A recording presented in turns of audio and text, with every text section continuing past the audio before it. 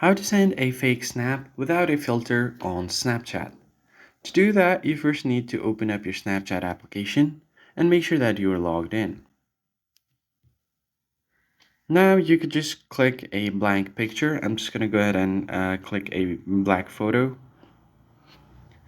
And once you have done that, you're just going to have to head over to the stickers icon at the right side of your screen. Simply tap on stickers.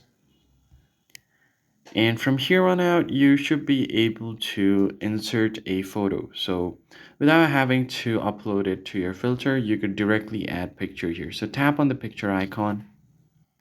Now you could select a picture from your memories or your camera roll, so you don't have to worry about that. Now just select the picture, and once it is imported, you could tap on it to change its shape and make sure that it fits on your screen. Now you could just zoom in like this. And now you could send the fake snap. Tap on send to, and you can send it to whoever you want, like this. And then tap on send, and you should be good to go.